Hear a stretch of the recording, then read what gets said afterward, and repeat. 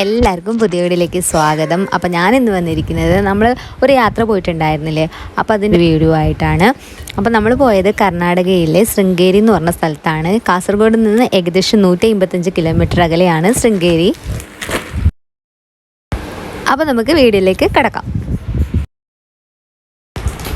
നമ്മൾ ഈ പോയപ്പോൾ ഭയങ്കര തണുപ്പായിരുന്നു. നമ്മൾ ഇത്ര തണുപ്പുണ്ടാവുമെന്ന് പ്രതീക്ഷിച്ചിട്ടേ ഇല്ല. പക്ഷെ ഭയങ്കര തണുപ്പായിരുന്നു. നമ്മൾ പല്ലൊക്കെ കൂട്ടിയിടിക്കുന്ന തണുപ്പായിരുന്നു ഉണ്ടായത്.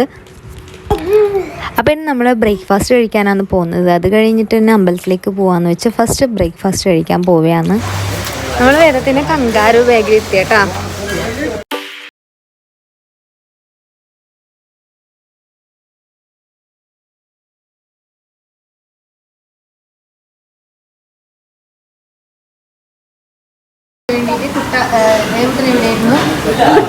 ഇവിടെയിരുന്നു അച്ഛനമ്മയും ബാക്കിലുണ്ട്.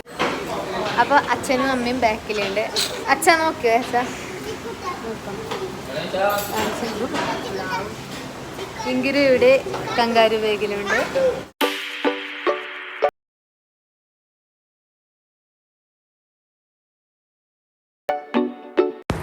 അപ്പോൾ ഇതാട്ടോ നമ്മൾ കഴിക്കാൻ വാങ്ങിയത്. മസാല ദോശയും പ്ലെയിൻ ദോശയും പൂരിയുമാണ് നമ്മൾ വാങ്ങിയത്.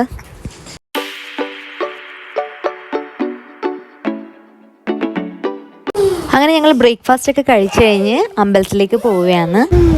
ഈ ഒരു ക്ഷേത്രത്തിൻ്റെ പ്രത്യേകത എന്താണെന്നാൽ 8ാം നൂറ്റാണ്ടിൽ ആദിശങ്കരാചാര്യൻ നിർമ്മിച്ച ഒരു ക്ഷേത്രം കൂടിയാണിത്. അപ്പോൾ ആദിശങ്കരാചാര്യൻ നിർമ്മിച്ച സമയത്ത് ഇവിടുത്തെ ശാരദാംബയുടെ വിഗ്രഹം ചന്ദനത്തിൽ തീർത്തതായിരുന്നു. ചന്ദനത്തിൽ പണി കഴിപ്പിച്ച വിഗ്രഹമായിരുന്നു. എന്നാൽ 14ാം നൂറ്റാണ്ടിൽ അത് സ്വർണത്തിൽ തീർത്ത ഒരു വിഗ്രഹമാക്കി മാറ്റിയിരിക്കുകയാണ്. ചെരുപ്പ് വെക്കാൻ വന്നിട്ടുണ്ട്. ചിക്കോട്ടനാണെങ്കിൽ തണുത്തിട്ട് സത്യം പറ ഭയങ്കര തണുപ്പ്. ദേവട്ടെന്നാ 2 ഉപ്പായാലും തണുത്തിട്ട് സന്തോഷം നോക്കുക. ഇങ്ങനെ തണുക്കുന്നില്ല ഇങ്ങനെ. അപ്പോൾ നമ്മൾ അമ്പലത്തിലേക്ക് പോകുന്നുണ്ട്. ചെറുതായിട്ട് മഴയുണ്ട്, ഭയങ്കര തണുപ്പാണ്. ഭയങ്കര തണുപ്പുണ്ട്. ഇത് എൻ്റെ ബദൽ വെറുക്കുന്നുണ്ട്. സാറല്ല നമ്മൾ ചെയ്യാൻ. നീലമ്മ പാഞ്ഞു.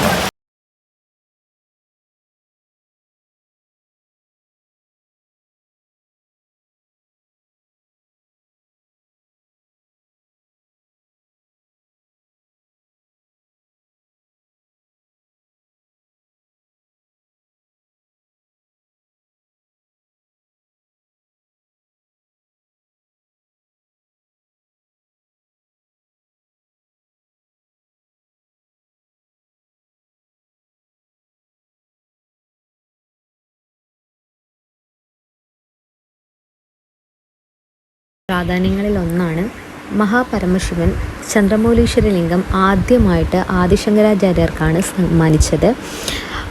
ചന്ദ്രമൗലീശ്വരലിംഗം ഇപ്പോഴും നമുക്ക് സന്ദർശിക്കാം. അവിടെ പോയാൽ എപ്പോഴും നമുക്ക് സന്ദർശിക്കാൻ പറ്റുന്നതാണ്. പിന്നെ എല്ലാ വെള്ളിയാഴ്ചയും രാത്രി 8:30 ചന്ദ്രമൗലീശ്വരലിംഗത്തിൻ്റെ പൂജ നടത്തുന്നത്. അതുപോലെ തന്നെ ഉദയഭാരതിയായി ഭൂമിയിൽ വന്ന സരസ്വതി ദേവിയുടെ അവതാരമായിട്ടാണ് ശാരദാംബിക ദേവിയെ അവിടെയുള്ളവർ മാത്രമല്ല എല്ലാവരും കാണുന്നത്. അതുപോലെ തന്നെ ശാരദാംബികയെ ആരാധിക്കുന്നതിലൂടെ പാർവതി, ലക്ഷ്മി, സരസ്വതി എന്നിവരോടൊപ്പം ബ്രഹ്മാവിൻ്റെയും ശിവൻ്റെയും വിഷ്ണുവിൻ്റെയും അനുഗ്രഹം ലഭിക്കുമെന്നാണ് എല്ലാവരും വിശ്വസിക്കുന്നത്. അതുപോലെ തന്നെ ഇവിടെ അനുഷ്ഠിക്കുന്ന അക്ഷരാഭ്യാസ അനുഷ്ഠാനം പവിത്രവും സംതൃപ്തവുമാണെന്ന് കണക്കാക്കപ്പെടുന്നുണ്ട്. 2 മുതൽ 5 വയസ്സ് വരെയുള്ള കുട്ടികളുടെ മാതാപിതാക്കൾക്ക് ഒരു സ്ലേറ്റും ചോക്കും പകരമായി ഒരു പ്ലേറ്റ് ചോറും നൽകുന്നു. അതിൽ അവരുടെ കുട്ടികൾക്ക് നല്ല അറിവും വിദ്യാഭ്യാസവും നൽകുന്നതിന് സരസ്വതി ദേവിയോടും ഗുരുവിനോടും പ്രാർത്ഥിക്കുന്നു. അപ്പോൾ ഇതൊക്കെയാണ് ഇവിടുത്തെ പ്രത്യേകത എന്ന് പറയാനുള്ളത്.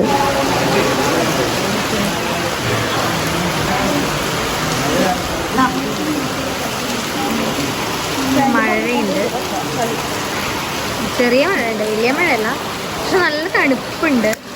ചിക്കുട്ടൻ തണുത്ത് വിറക്കുന്നു.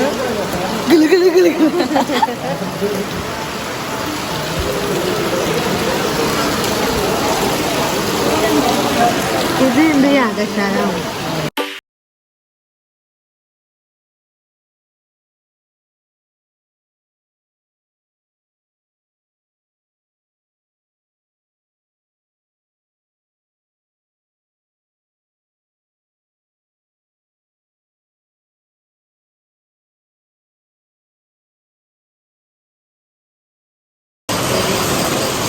എല്ലാവരും കണ്ടിട്ട് വരണ്ട. ദേവൂട്ടന് ഇവിടെ തന്നെ ഉണ്ട്. ദേവൂട്ടനതാ കുട്ടാപ്പി തട്ടിയിട്ടുണ്ട്.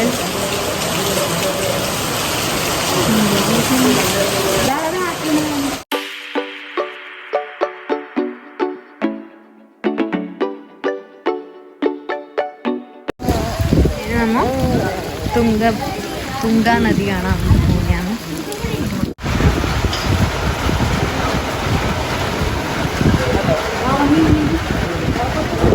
മീനുണ്ട്.